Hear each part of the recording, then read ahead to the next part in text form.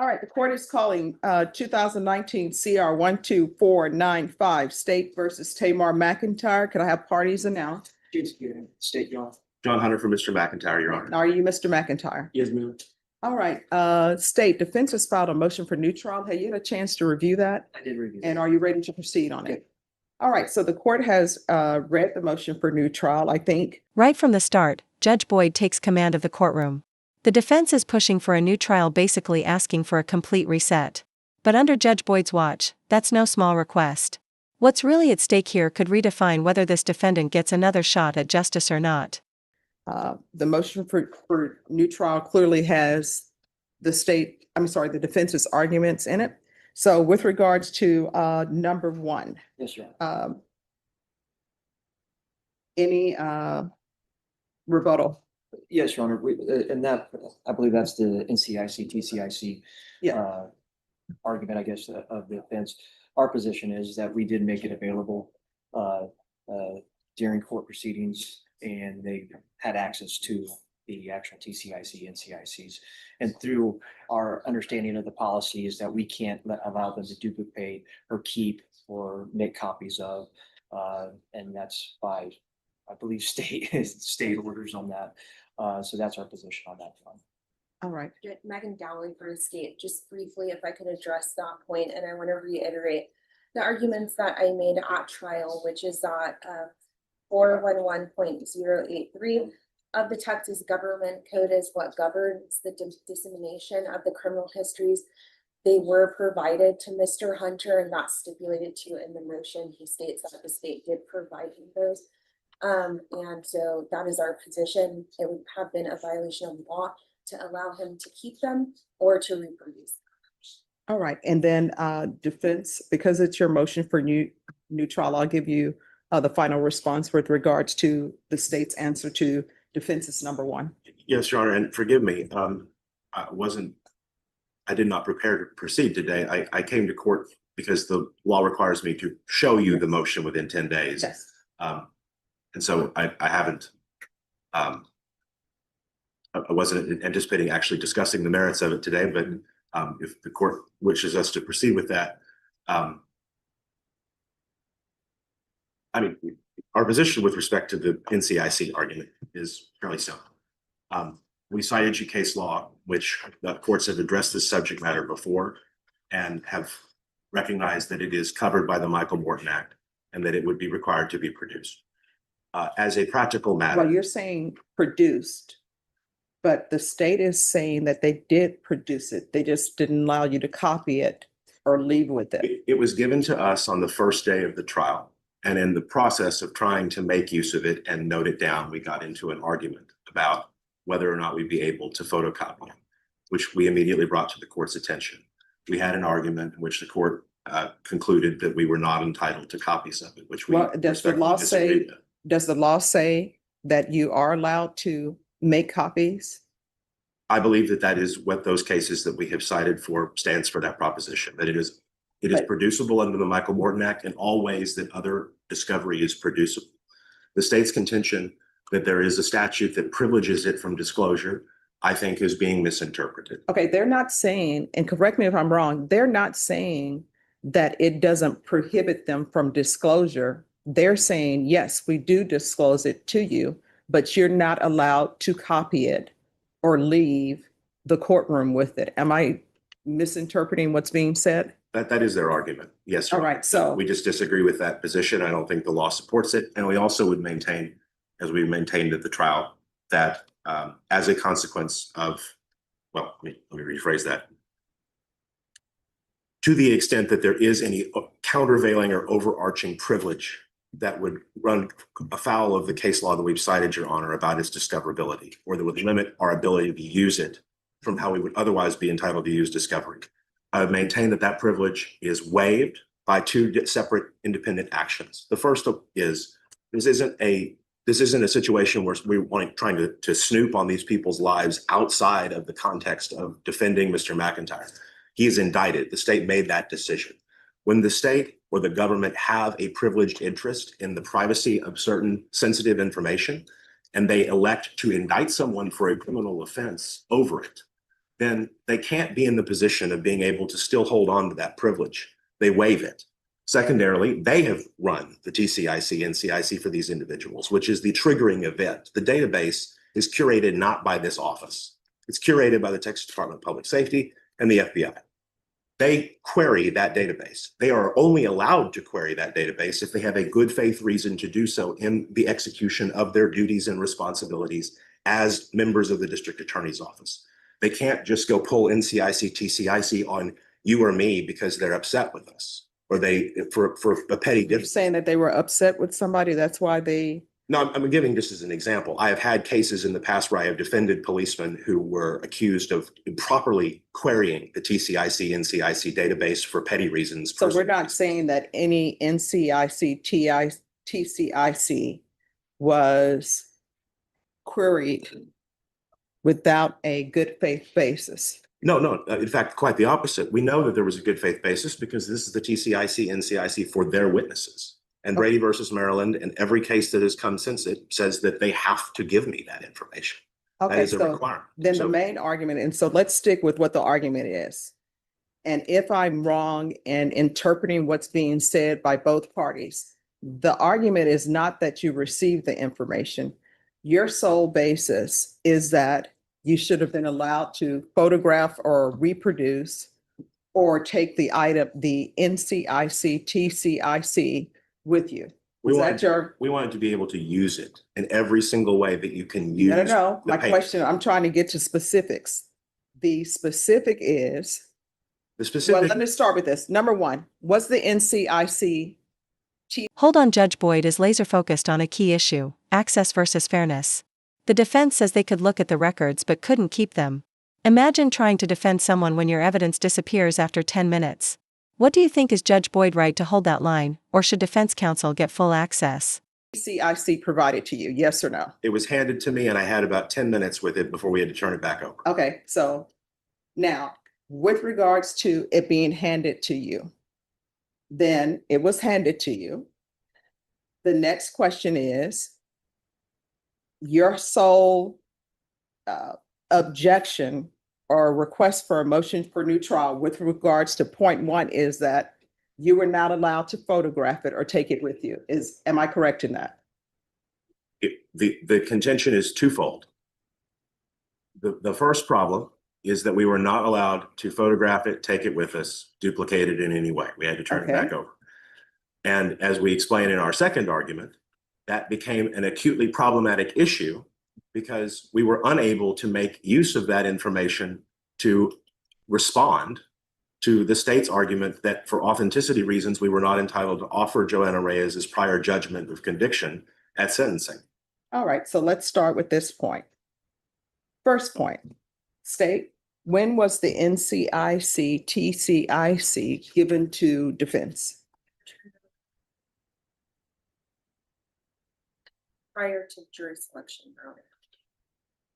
And the prior to jury selection, was this the NCIC, TCIC that was given to the defense prior to the jury selection? Do you remember which witnesses those would have been? It was for all witnesses listed in the discovery. So would that all also have included Joanna Reyes? That's correct, Your Honor. So you're saying that was given prior to jury selection? It was, Your Honor. All right. So it's the court's understanding that for purposes of cross-examination, NCIC, TCIC are considered timely if they're given before cross-examination. But my understanding is that the state gave it to you prior to jury selection. So the first question is, were the NCICs, TCIC given to the defense prior to jury selection? A stack of paper was handed to me. No, my question is, I want to make sure the record is clear. I want because the record to court's be question clear is too. not accurate. I mean, I want to know, they're saying that they gave the NCIC, TCIC of all witnesses to you before jury selection. And it seems your main complaint in here is regarding Joanna Reyes. So my question for the defense is whether or not the NCIC, TCIC for all the state's witnesses, were they given to you prior to jury selection? Then we can handle your other point. The word given is not a word that I can address in that. Were they handed to you? I held them in my hand for a few minutes. I didn't have an opportunity to digest their contents fully. I wasn't allowed to copy them. Almost immediately afterwards, I was told that their position was going to be that I wasn't going to be allowed to copy them. I had to instruct my Okay, so staff. here's the thing. Let me just finish real No, quick. no. Your Honor, No, I need to- because I no, need to stop. We're taking it one point at a time. My first question is, were they given to you prior to jury selection? It seems that your answer to that is yes. Then we'll get into what you were not able to do with them. So the record is clear. My understanding from you is that witnesses who were going to testify in the state's case in chief, their NCIC, TCIC was given to you prior to jury selection. Now that that's been established, then the next question becomes, what were you able to do with the NCIC, TCIC that was given to you? Nothing.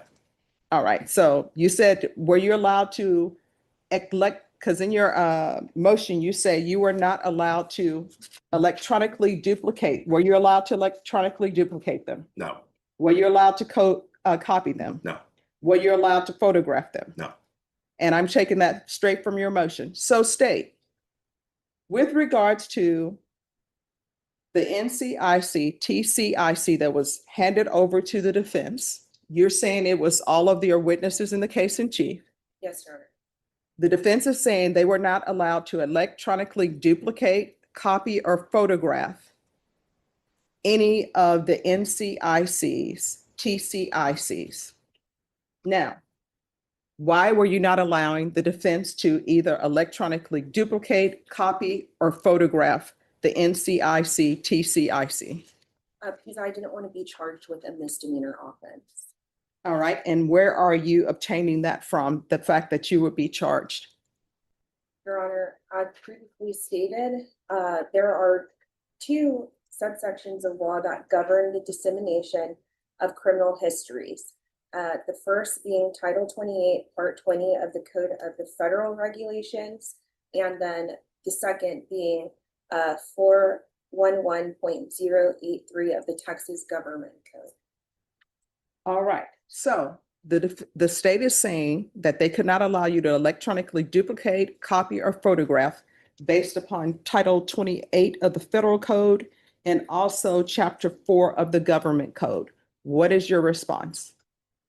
Several things. First, we do not believe that those provisions prohibit a defense lawyer from taking possession of the criminal histories for the purposes of defending a man at trial.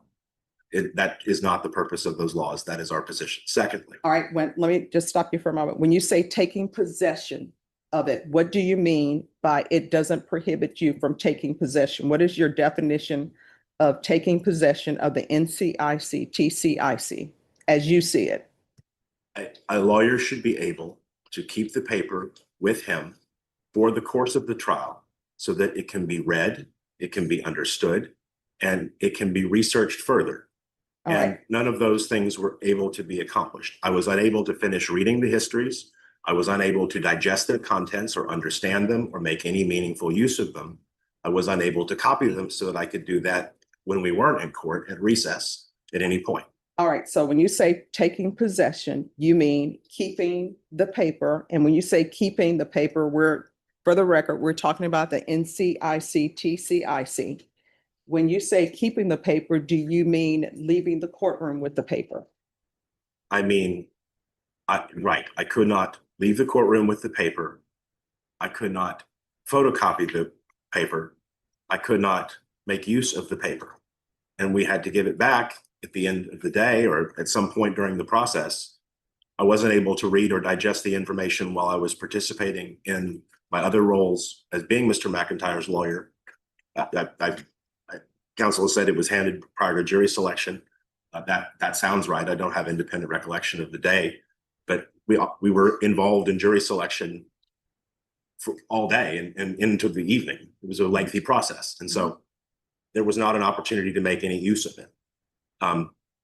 Also, I can just say, Your Honor, in both federal and state trials that I have participated in, I have never had this issue come up before. I have had prosecutors with the Department of Justice hand me the Jenks material, which would include the criminal history material, prior to the commencement of trial. I understand that the Jenks Act similarly narrows that compulsory moment of disclosure to when the witness is passed for cross-examination, but almost every judge in the United States has recognized that while that law may be that that's when it must be produced, that isn't a fair system. It doesn't provide for meaningful cross-examination. Okay, then somebody needs to change the law. And counsel, I'm sure as you're aware, sometimes people do things that are inappropriate legally, but they do them and nobody ends up saying anything. Nobody ends up charging anybody within anything. But in this court, I'm just here, Mr. McIntyre, to listen to arguments and follow the law. That's my role here as far as this case is concerned, because the jury trial is the parties that made the decision. But Your Honor, what I'm saying is I don't think that the law has to be changed, because I don't think that the law comes to this conclusion. I think that the conclusion the state's asking you to draw from it is not what the law means in its full synthesis, and that the court's responsibility is to allow the lawyers to be able to provide a meaningful defense to the defendant, which includes having access to the impeachment material that is involved in the case. And in particular, Your Honor, what I think we also need to draw clearly is that this isn't just about the general frustration, although there is that general frustration of not having the ability to use that information and have it on counsel table's desk at the exact time that we are in cross-examination or preparing the evening before with that information. Those things all occurred. And so there is a global harm there. But the specific and acute harm, and the reason why a new trial should be granted in this case, is because.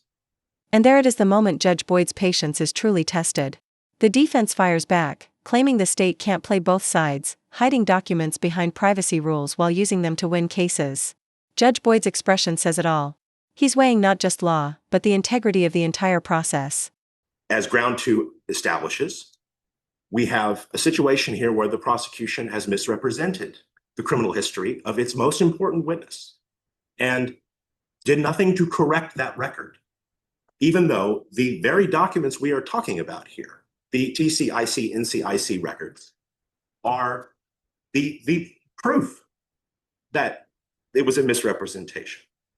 And so that's what really ties this thing together, is that the TCIC, NCIC is being used as both a shield and a sword against the defense.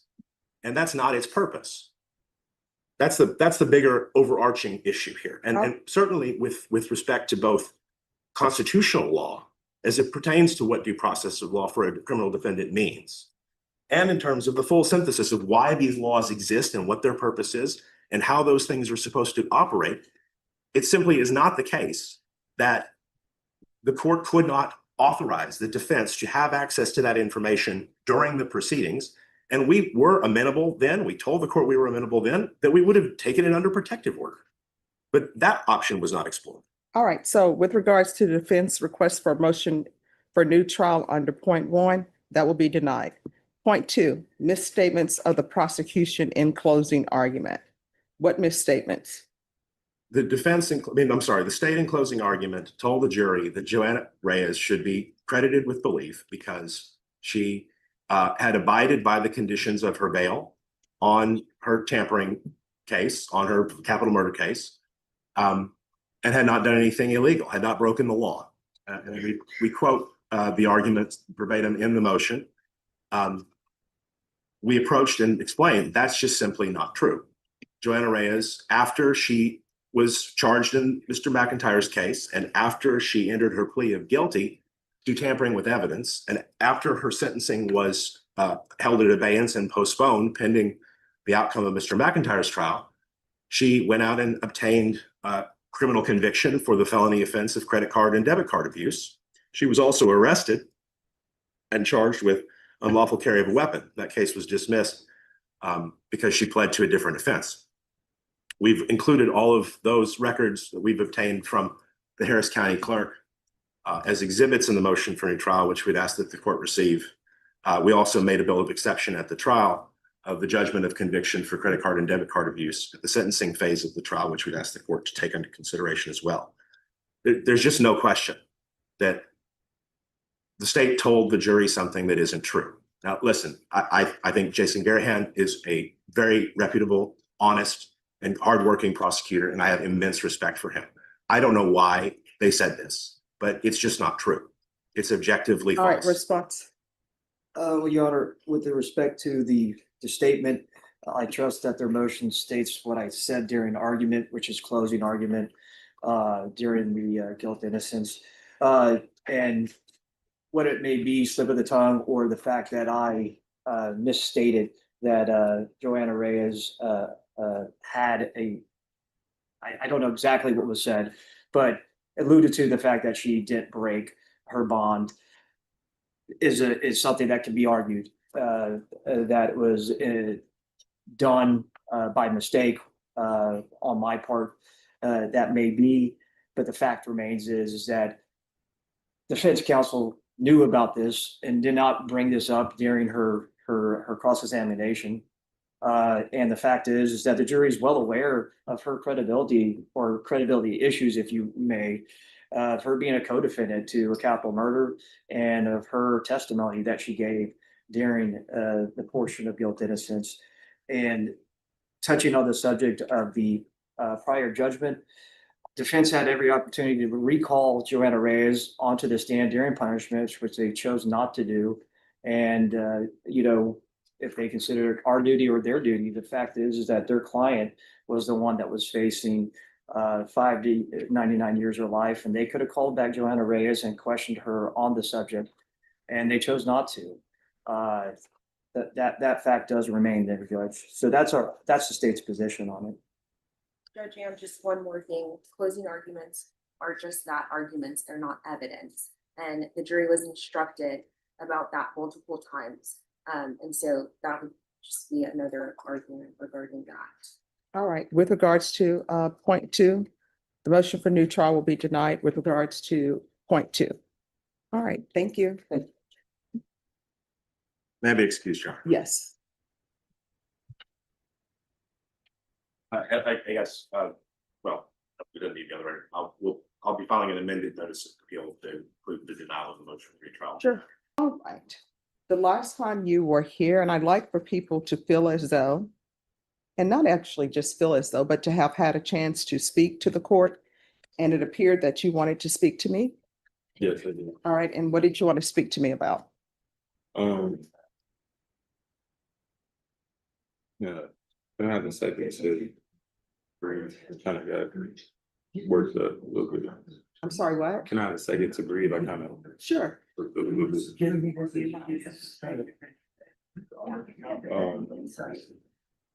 Just pertaining the case, and I know when you went over, you seen that the protective order was violated multiple times. It's not. I know it. If you read police reports or a person's victim's testimony of what happened, sometimes it could, it's up to the court, your discretion to see if,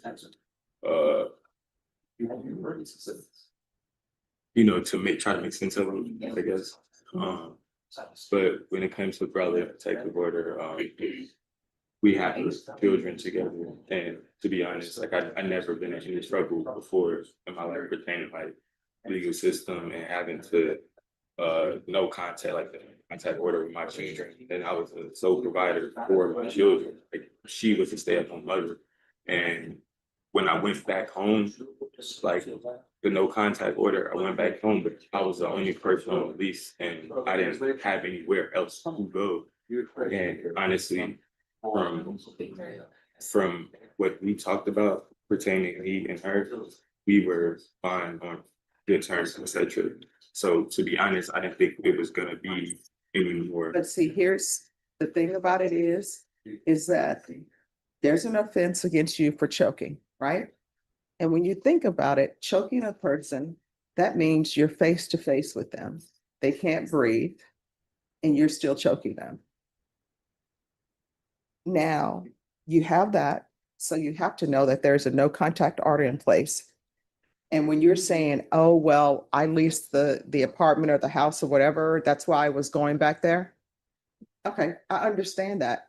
But when you were placed in custody at the jail, both parties agreed, your attorney agreed and the state agreed that you were actually contacting her from the jail. And so the thing about it is, you already have this violent offense for choking someone. And then on top of that, you are continuing to contact them from the jail. You had to know you couldn't contact people from the jail. And that just shows the court that you can't follow rules. And she has, according to the testimony that is taken, she left town and is no longer in Texas or wherever she may be. Then, it is what it is. She left town. Maybe she left because maybe she's thinking, I leave town, he doesn't know where I am, then he can stop contacting me. But that's where we are. Yes. Sure. Okay. To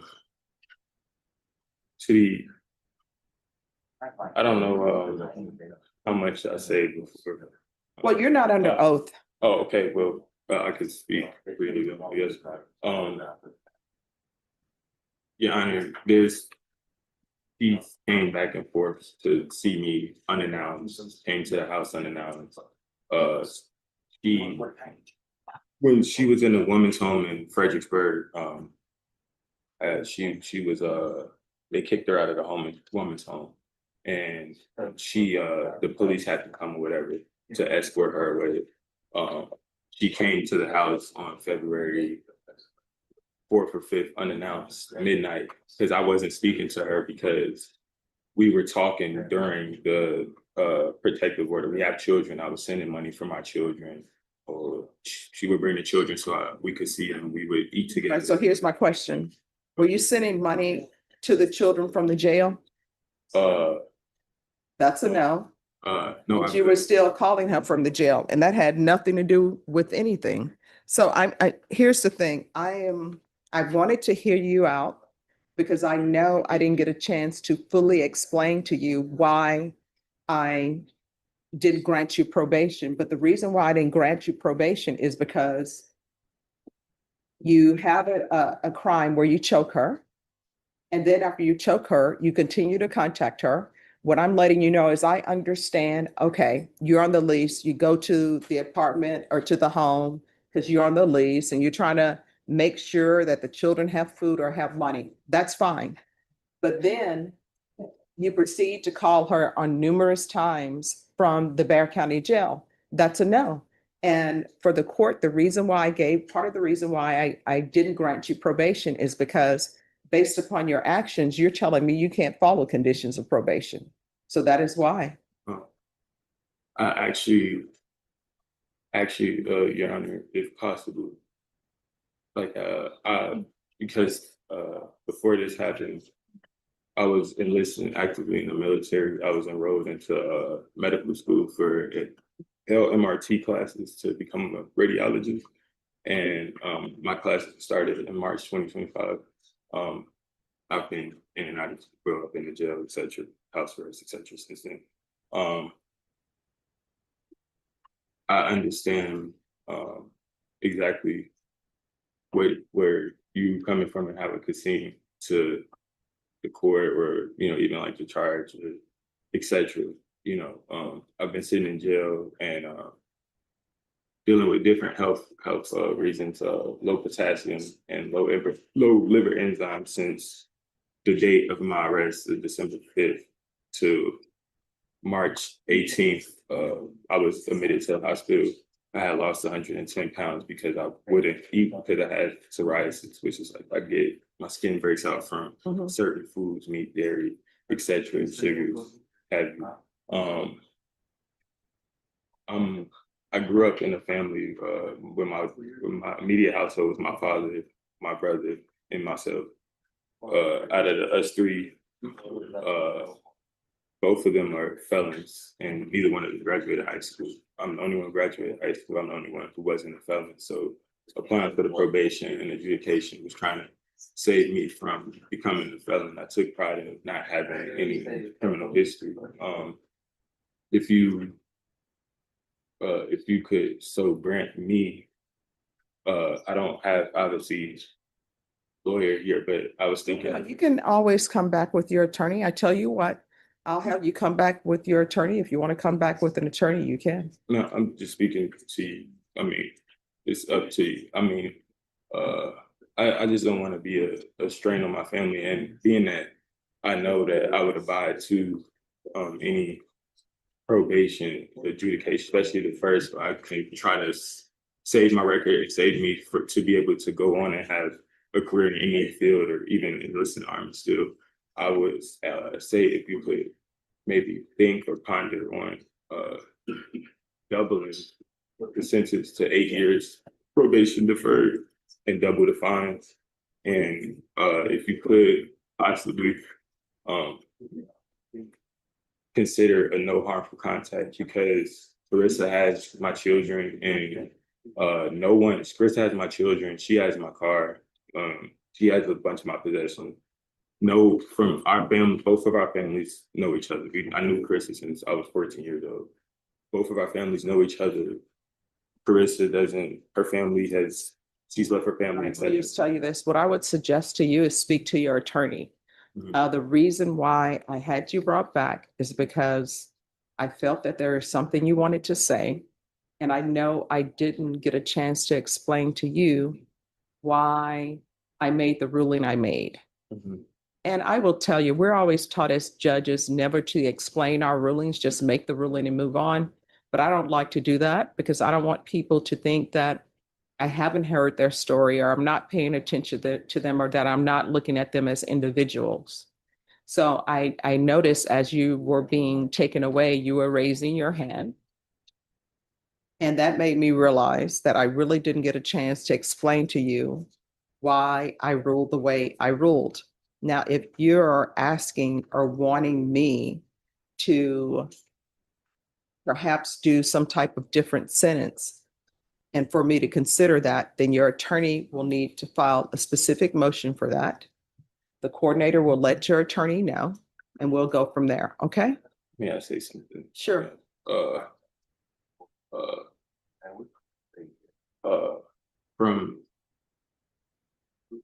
I was told yesterday that my lawyer or attorney made motions for reconsideration and a bunch of other motions. I haven't received those. That's what I was told from my family when I called them. Before I went up here, this is all off the record. Yeah, we're off the record. The court reporter is not taking anything down. I didn't understand what I signed with the silent. All right, so here's the thing. You need to talk to your attorney about that. So everything else that you're about to say now, you need to talk to your attorney. Your attorney can file whatever motion she chooses to file, okay? No, I was getting to what No, you're getting to places that you should not get to. I was up there, but I'm saying that before we came up here, I was told several times that I could be able to. No. Here's the thing. You are now trying to, attempting to wade into legal matters. And I think you should have your attorney here to discuss that. All right? So, Ms. Ferguson. Yes. Has a motion been filed by his attorney? I need to double check that. Judge, do you have his case number, Judge? No. They're right. Okay. All right. And if they have if she has filed something, we'll put it on a docket for it to be heard. And Ms. Ferguson will set it. So just have a seat, and Ms. Ferguson, if she finds something, we'll set it. All right? Okay. So when are we available to hear whatever motion she has filed? I can do it the first week of June. I need to contact Anita to make sure she's available. All right. So as soon as your attorney is available before 30 days, we'll hear her. Okay? And if you have some type of food intolerance, you need to let the jail know. If you let the jail know, they will prepare you a specific meal. I literally, this is all in the notes. This is all the thing I told, when I had Zoom court for the protective order hearing, I would go to Zoom court in jail, and I told, Deputy Mejia, will you please let the jail know that he has food intolerance to dairy? no, it's not just dairy, it's meats, processed foods. All right, he can't eat any processed food. Will you let them know that he needs to eat green? Yes. Your Honor, he needs to submit a sick call so they can verify he does eat, that he's allergic and can't tolerate that. Your Honor, I can tell you exactly what happened. I was in jail for 34 days. So here's the thing. The only question that I need to know is, did you submit what form he did? It's a lot of medical blood work. I took Did a you lot of, submit it? I've been in and out of, yes, I went to No, the my hospital. question is, did you submit the form to the Yes. proper people? Yes, several times. All right, so Deputy Laura, if you can make sure that the jail has the information on him, and I will send an email. And I didn't eat until I went to the hospital after 30. I will send them an email about your intolerance. Is there anything else? That's it. All right, so I'm gonna send an email right now about your food intolerance. So what specifically can you not eat? I was wanting to just get some type of fruit, and they didn't give me any fruit. They said because it's hooch and all this. Okay, other this is stuff. what I want I want you to listen to me and internalize what I'm saying. As my grandmother would always say, it's not about who shot John right now. So somebody did something or they didn't do something. I'm not at that point right now. Where I am is you're telling me you have a problem. I'm trying to solve it. So I don't need to know the backstory. I'm just trying to figure out, what are you not allowed to eat? What can you eat? And I will send an email to the sheriff letting him know that you are not allowed to eat dairy. So other than dairy, what else can you not eat? Meats, processed food. I just really fruits and vegetables. But, All right, so you're not allowed to eat meats or processed food. And what are the results if you eat meats or processed food? I have skin breakouts in my face and hair area, etc. And it gets like red irritants with psoriasis. All right.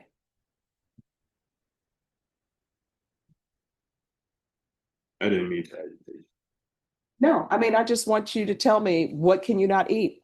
The fact that somebody is still serving you specific things, I'm trying to solve that problem, but I need to know what you can't eat. So you're telling me no dairy, no meat or processed foods, correct?